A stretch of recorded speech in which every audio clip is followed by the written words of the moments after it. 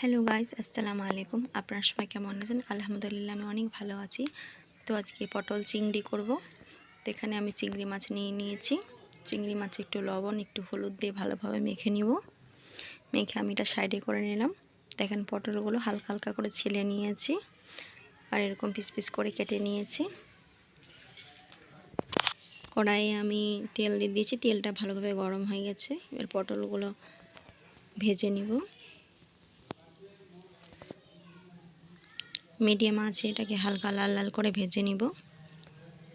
ভাজা হয়ে গেলে এবার তুলে নিয়ে ওই তেলের মধ্যে ডুমো ডুমো করে আমি পিস করে আলু কেটে নিয়েছি, ওটাকে ভেজে নিব একটু লবণ আর একটু হলুদ দিয়ে।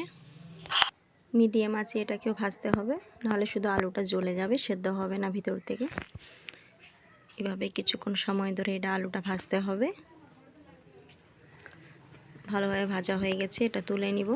ওই তেলের মধ্যে আর একটু তেল দিয়ে চিংড়ি মাছটা ভালোভাবে ভেজে নিব। চিংড়ি মাছটা তুলে নিব। কড়াইয়ে আর একটু তেল দিয়ে আমি গোটা গরম মশলা দিব, যেরকম এলাচ, দালচিনি, লবঙ্গ, তেজপাতা আর জিরে দিয়ে ভালোভাবে এটা ভাজা ভাজা করে নিব। একটা সুন্দর সেন্ট আসবে। ভাজা হয়ে যাবার পর ওটাতে আমি পেঁয়াজ দিব। পেঁয়াজটা ভালোভাবে একদম নরম করে নিব। এই পেঁয়াজটাতে আমি একটু লবণ দিব যেন তাড়াতাড়ি ভাজা হয়ে যায় এবং নরম হয়ে যায়। নেড়ে চেড়ে তার মধ্যে 1 চামচ আদা বাটা, 1 চামচ রসুন বাটা দিয়ে একটু কষিয়ে নিব।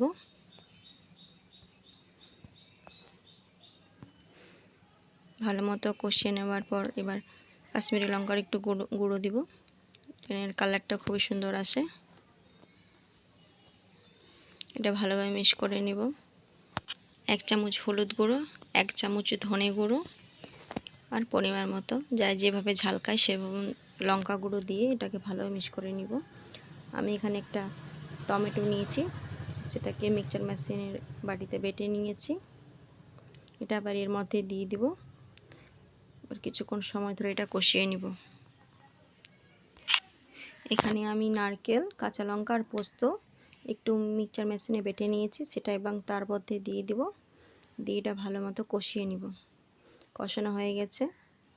ভেজে রাখা আলুটা যেটা রেখেছিলাম সেটা এবার তার মধ্যে দিয়ে একটু কিছুক্ষণ কষিয়ে তার মধ্যে ভাজা পটলটা দিয়ে দিব, দিয়ে এবং সেটাও কষাবো।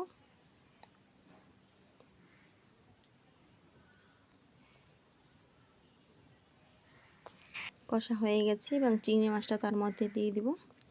একটু নেড়ে চেড়ে তার মধ্যে জল দিয়ে দিব পরিমাণ মতো, যাই যেভাবে এটা কষা খাবেন কি জল দিয়ে হালকা হালকা ঝোল ঝোল খাবেন সেভাবে। ভালো মতো ফুটে গেছে।